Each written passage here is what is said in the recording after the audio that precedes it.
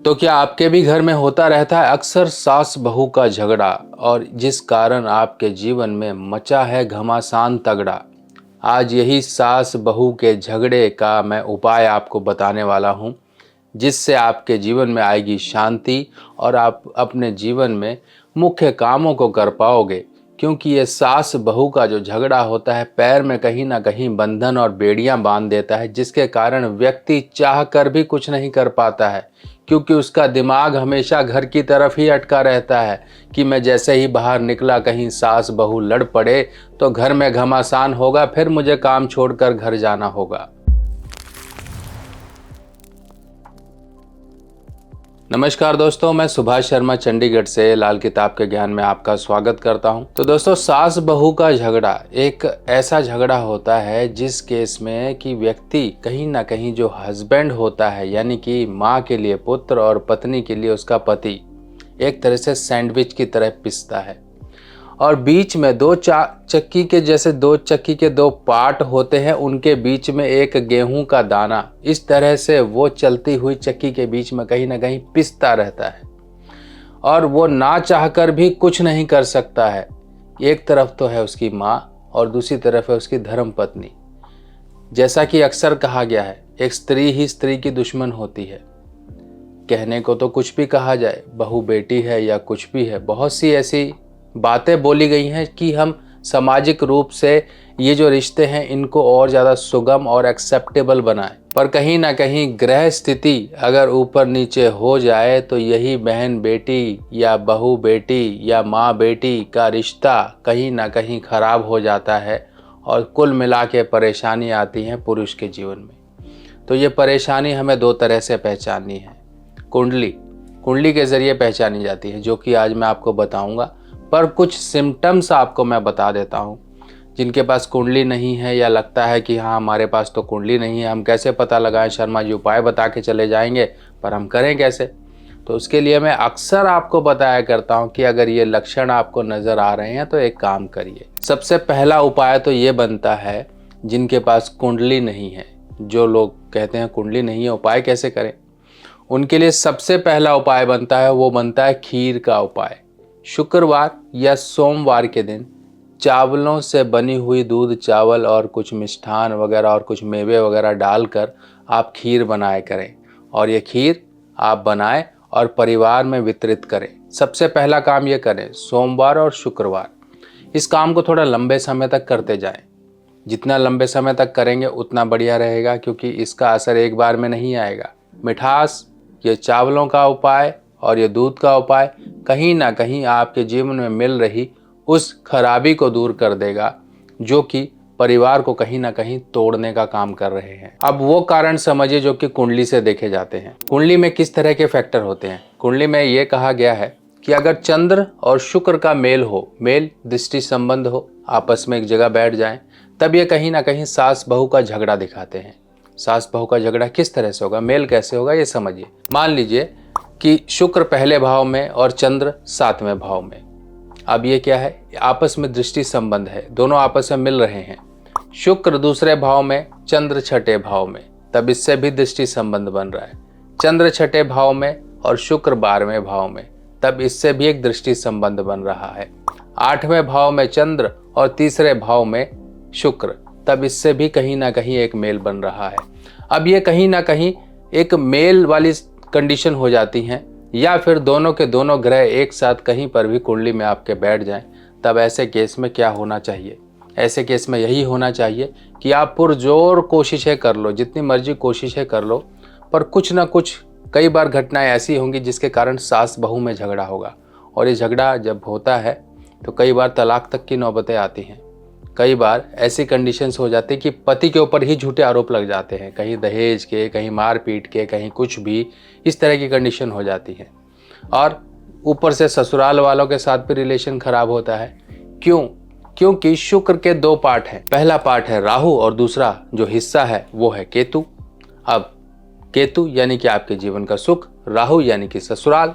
ससुराल आपका वैसे ही खराब हो गया और आपके जीवन के जो सुख थे, जो आपके वैवाहिक जीवन के सुख थे, वो भी खराब हो गए। अगर स्त्री की कुंडली में दूसरा भाव खराब है, यानी कि शनि है, वहाँ पर राहु है या फिर केतु है या फिर मंगल है, तब ऐसे केस में कहीं ना कहीं वो स्त्री को अपने ससुराल में अडेप्ट होने में, एडजस्ट होने में काफ़ी दिक्कतें आती हैं। अब जब चंद्र शुक्र का योग ही बना हुआ है और साथ में ये भी कहीं ना कहीं कंडीशन है, तब बात आती है उपाय करने की। पर उपाय तो आप पहले से करोगे कि हाँ इस तरह की परेशानी ना हो, क्योंकि कोई कंडीशन ही नहीं है। सीधा सा रास्ता तो ये है, अगर आपको मैं बताऊं कोई उपाय भी नहीं करना चाहते हो तो सीधा आप हस्बैंड वाइफ कहीं और रहने लगो, चाहे किराए पे ही रहने लगो, अकेले रह लो, अलग रह लो परिवार से, किसी प्रकार के झंझट नहीं होंगे। पर अब दूसरी तरफ कुछ मजबूरियां हैं, कुछ कारण हैं, कुछ जिम्मेवारियां हैं एक पुरुष के जीवन में, क्योंकि वो पुरुष है, पति भी है और साथ में बेटा भी है, बहुत सी कंडीशन है। तब ऐसे केस में उपाय ही काम करते हैं। समय समय पे उपाय कराएं, समय समय पे ये झगड़े होने से बचाएं, किसी तरह से डिस्टेंस को मेंटेन करें, किसी तरह से प्यार बढ़ाने वाली जो त्यौहार, तीज त्यौहार आते हैं उस समय पे कुछ करवाएं, कुछ गिफ्ट का आदान प्रदान करवाएं, एक दूसरे को दीजिए। तब ऐसे केस में प्रेम और स्नेह बना रहता है।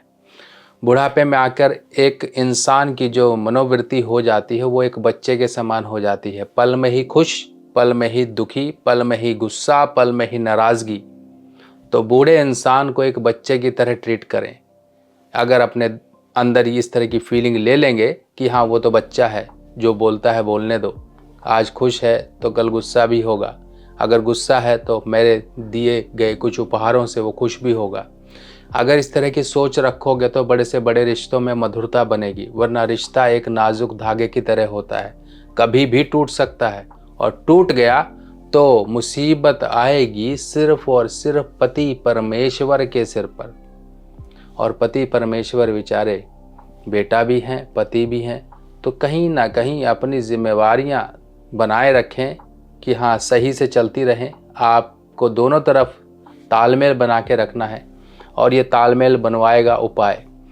सोमवार शुक्रवार के दिन घर में खीर जरूर बननी चाहिए और पूरे परिवार में वितरण करें। अगर आपकी कुंडली में शुक्र और चंद्र इस तरह से बताए गए, जो मैंने आप योग बताया, अगर है इस तरह से, तो एक उपाय बनता है। तो मेरे हाथ में ये एक मिट्टी का कसूरा है, आप इस तरह से मिट्टी का एक बर्तन लीजिए, छोटा ले सकते हैं, ये मेरे हाथ में कुछ बड़ा है, आपकी श्रद्धा है आप बड़ा भी ले सकते हो, परेशानी बड़ी है तो बड़ा ले लो, आप इस तरह से भी ले सकते हो, वरना छोटे से भी काम चल जाएगा। अब छोटा मतलब कुल्हड़ जिसमें हम चाय पीते हैं, आप वो भी ले सकते हो। आपने ये मिट्टी का बर्तन लेना है, इस मिट्टी के बर्तन में आपको दही भरना है। दही भर दीजिए, लगभग यहाँ गर्दन तक इसके दही भर दीजिए। अब आपने क्या करना है, एक लेना है सफ़ेद रंग का कपड़ा, जैसे चुनरी का कपड़ा होता है वो ले सकते हो, या फिर एक मलमल का कपड़ा मिल जाता है सफ़ेद, ये देखिए फोटो में आपको दिखाई दे रहा है वाइट मलमल का कपड़ा, वो ले सकते हो, नहीं तो चुनरी का कपड़ा भी ले सकते हो, वाइट यानी कि सफ़ेद होना चाहिए। अब उस दही के ऊपर आप बिछा दो, एक लेयर सिंगल, एक परत आप उसको बिछा दो। अब उसके ऊपर आपने डालनी है राख। ये होती है राख, जिसे हम स्वाहा बोलते हैं, भस्म बोलते हैं, राख बोलते हैं। आपके चूल्हे की राख, कोई भी राख, लकड़ी की जली हुई राख आपको लेनी है। एक मुट्ठी भर इसके ऊपर डाल दें और उसको फैला दें, उस कपड़े के ऊपर फैला दें, ताकि अब ये राख क्या करेगी, अब ये उपाय का तरीका क्या है और इसका लॉजिक क्या है ये समझिए।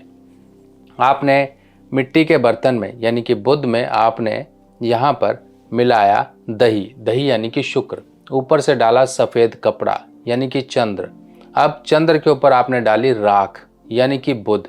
अब जो दही के अंदर जो पानी होता है, यानी कि दही शुक्र है और पानी चंद्र है, तो यहाँ पर हमने बुध की सहायता से चंद्र को खींच लिया। चंद्र को खींच लिया मतलब चंद्र यानी कि पानी, जो दही में मिला पानी, वो निकाल लिया।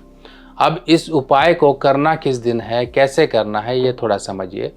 ये उपाय को आपको महीने में एक बार ज़रूर कर लेना है, महीने में एक बार, शुक्रवार या फिर बुधवार के दिन आप इस उपाय को कर लीजिए। उपाय करने के लिए कहीं पर भी हरी भरी घास जहाँ पर हो वहाँ चले जाइए, सुबह के समय चले जाइए, नहीं तो दोपहर के समय चले जाइए, पर रात को मत करिए। आप ये बर्तन वगैरह सब सामग्री वहीं लेकर जाएंगे अगर बाहर कर रहे हो, और बाहर करते हुए इस तरह से सामग्री वगैरह भर कर अपना सब कुछ कर कर, अब इस बर्तन को वहीं छोड़ कर आना, लेकर नहीं आना, बस किया और फटाफट अपना करके चलते बने, करके वहीं छोड़ आइए। महीने में, हर महीने में एक बार आप कर लीजिए, नहीं तो शुक्र, अगर परेशानी ज़्यादा है तो शुक्रवार शुक्रवार शुक्रवार शुक्रवार ऐसे कर सकते हो, नहीं तो बुधवार बुधवार बुधवार ऐसे कर सकते हो, नहीं तो सोमवार सोमवार सोमवार ऐसे कर सकते हो।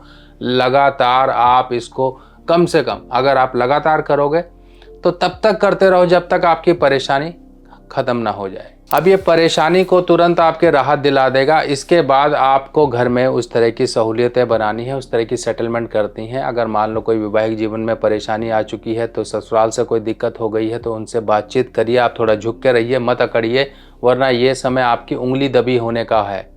आपकी उंगली दबी हुई है तो आप प्यार से निकालोगे, झटका दोगे तो आपके लिए ही दिक्कत हो जाएगी। तो इस तरह से ये उपाय आपने करना है। इस उपाय में इतनी शक्ति है कि आपके जो चंद्र और शुक्र का एक मेल है, ये बुध के द्वारा सही हो जाएगा, क्योंकि यहाँ पर बुध मदद देगा अपने मित्र शुक्र को, और चंद्र यानी कि पानी, जो दही में पानी होता है, उसको खींच करके बाहर निकाल देगा। इस तरह से दही आपका अलग का अलग हो जाएगा, और शुक्र आपका जैसे ही फ्री होगा चंद्र से, एक मुक्ति पाएगा चंद्र से, वहीं पर ही आपके वैवाहिक जीवन संबंधित या घर के क्लेश जो हैं उनसे आपको मुक्ति मिलना शुरू हो जाएगी। पर देखिए, थोड़ा कोशिश करिए कि ये कुछ आजकल की जनरेशन भी इस तरह आ रही है कि हाँ, अपनों का कहीं ना कहीं लगाव टूटता जा रहा है।